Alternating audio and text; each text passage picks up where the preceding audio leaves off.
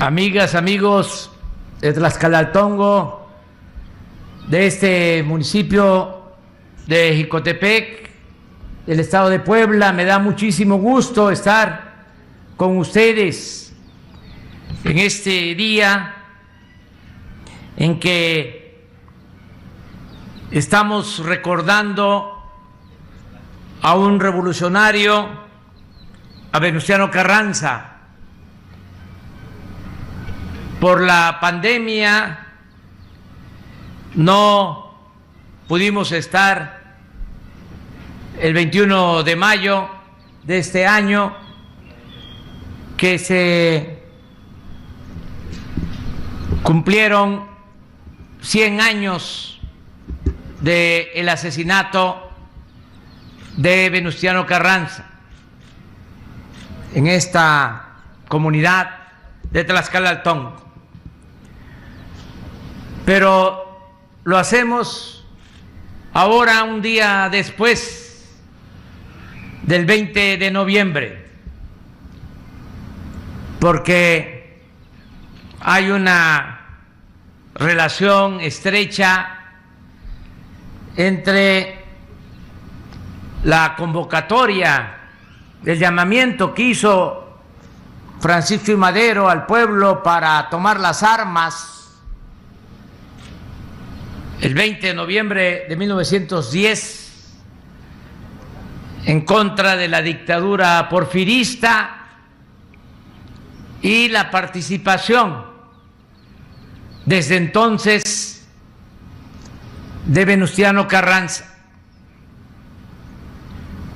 Él fue parte del equipo cercano a Francisco I. Madero. Eran paisanos de Coahuila, uno de Parras y otro de Cuatro Ciénegas. Se conocían bien. Cuando se integró el primer gabinete, después de que triunfó el movimiento revolucionario en la batalla de Ciudad Juárez, el entonces dirigente de la revolución, Francisco I. Madero, nombró a don Venustiano Carranza como secretario de guerra. Lo más destacado es que cuando Victoriano Huerta y otros militares traicionan a Francisco I. Madero y lo asesinan, al apóstol de la democracia, esto ya en 1913, Venustiano Carranza era gobernador de Coahuila y se da el golpe de Estado, asume de esa manera Victoriano Huerta la presidencia, y casi todos los gobernadores del país lo reconocen, menos Venustiano Carranza, que no solo lo reprueba, sino que llama al pueblo a luchar para derrocar a Victoriano Huerta. Deja la gobernatura y encabeza el movimiento revolucionario. Él es el que constituye al actual ejército mexicano. Desde entonces Después de él, otro gobernador, el de Sonora, se adhiere y así se van uniendo a la lucha revolucionaria otros dirigentes, como Francisco Villa, que ya había estado con Madero y llama a luchar en contra de Huerta, y desde luego Emiliano Zapata y muchos otros revolucionarios. Por eso, estar aquí en Tlaxcalaltongo y recordar a don Venustiano es algo muy trascendente, muy importante, porque, como lo mencionó el gobernador de Puebla, Miguel Barbosa, el que no sabe de dónde viene, difícilmente va a saber hacia dónde va. Venustiano Carranza participó para hacer realidad la tercera transformación de México. No hay que olvidar que antes de la Revolución Mexicana había esclavitud. Porfirio Díaz se convirtió en un dictador, se mantuvo en la presidencia 34 años y habían haciendas con peones acasillados. Los trabajadores de la industria textil, por ejemplo, tenían que laborar 16 horas diarias por 25 centavos. No había día de descanso obligatorio. Si no trabajaban, no les pagaban ninguna prestación. Y las tierras estaban acaparadas, manos de unos cuantos, nacionales y extranjeros. Con la revolución se lograron mejores condiciones laborales. Se estableció el salario mínimo, el día de descanso obligatorio, la jornada de 8 horas de trabajo y otras prestaciones, gracias a la Revolución de 1910. Y lo mismo, se entregó la tierra a los campesinos. No debe de olvidarse que uno de los presidentes revolucionarios, el más agrarista de todos, Lázaro Cárdenas, en su gobierno, en 6 años, entregó 18 millones de hectáreas a 1 millón de familias campesinas de ese entonces. Pero también la revolución fue nacionalista y en eso tuvo mucho que ver don Venustiano Carranza, porque él, siendo presidente, promovió que se elaborara la Constitución de 1917. Llegaron representantes de todo el país a Querétaro y discutieron cómo tenía que ser la nueva Constitución, porque la que estaba vigente se había aprobado en 1857, en la época de los liberales, del presidente Juárez. Y con la revolución se necesitaba otra constitución. Y esto fue muy importante porque ahí se consagraron los derechos del pueblo, los derechos de los campesinos a la tierra, los derechos de los obreros a un salario justo, el derecho del pueblo a la educación.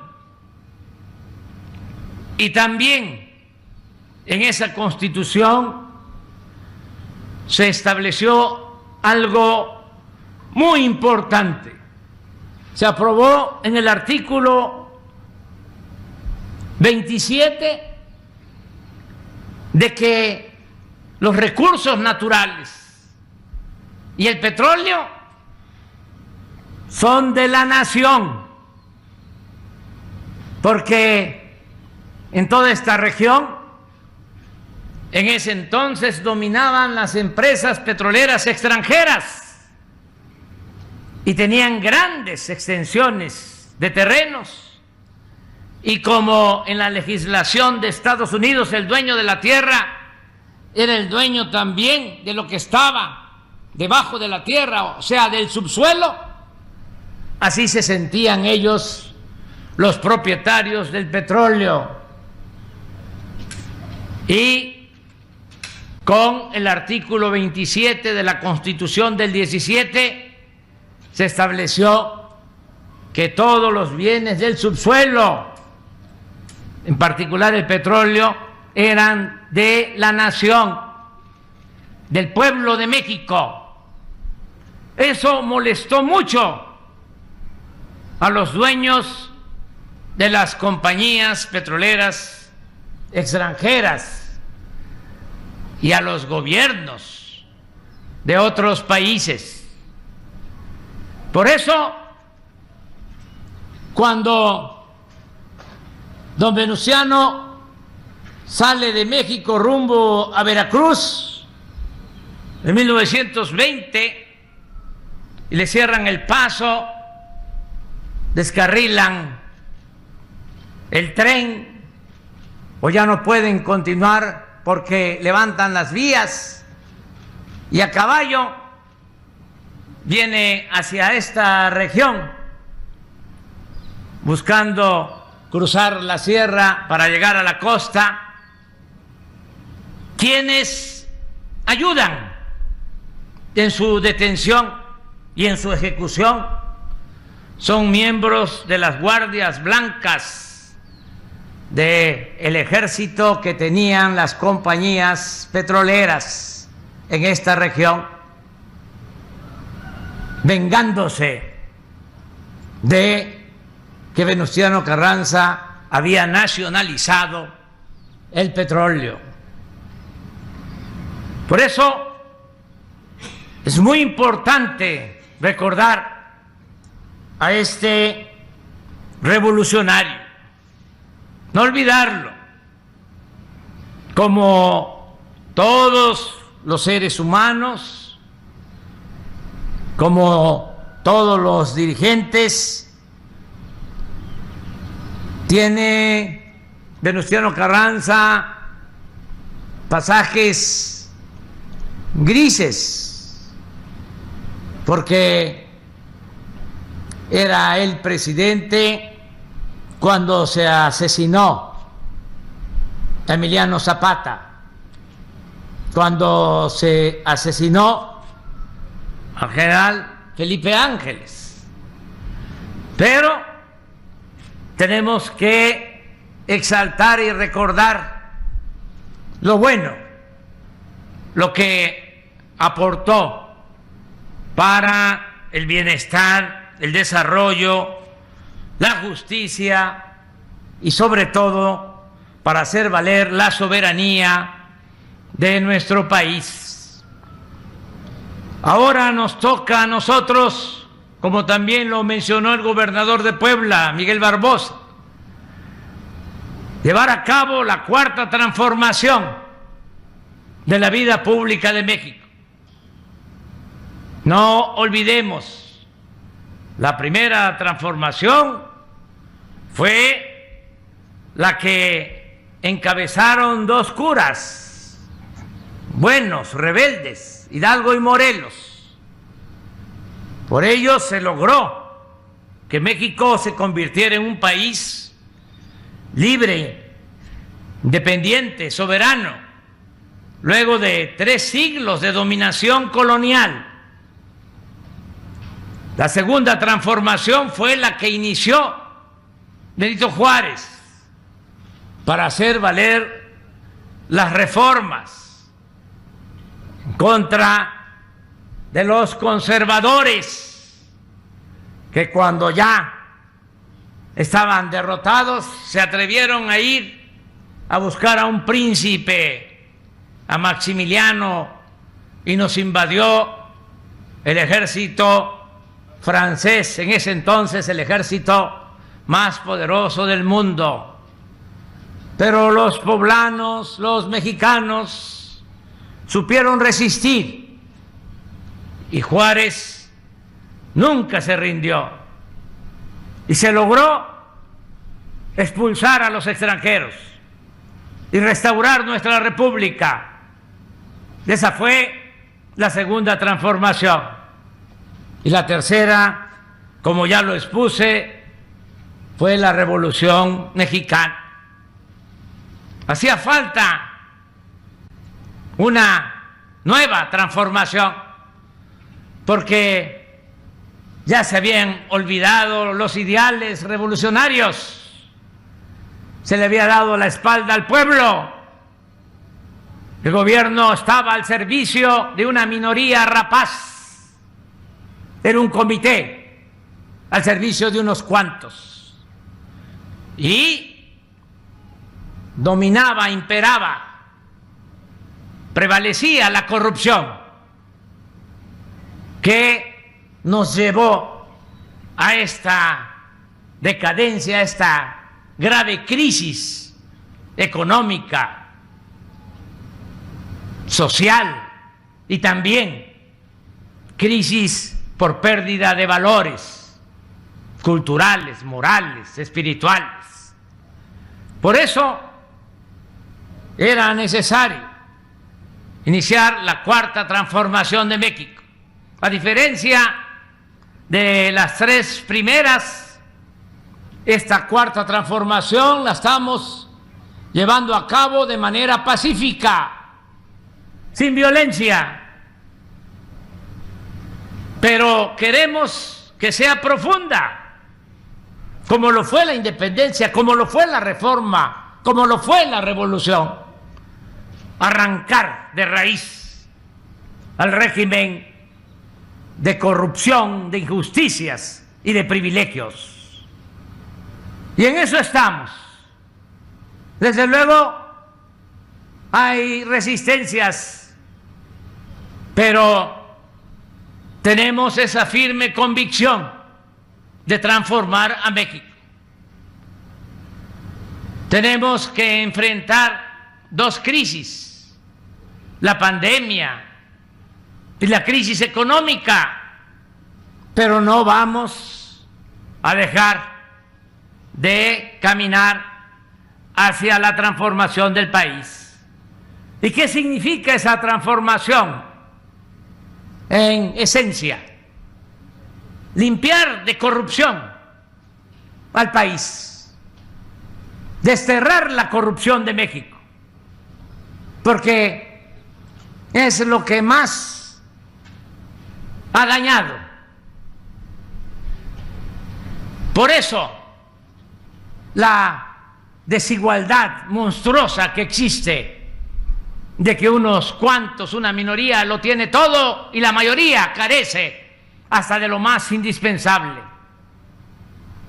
Y eso se debe a la corrupción, a que estaba tomado, secuestrado el gobierno, que debía estar al servicio del pueblo y estaba subordinado a intereses creados.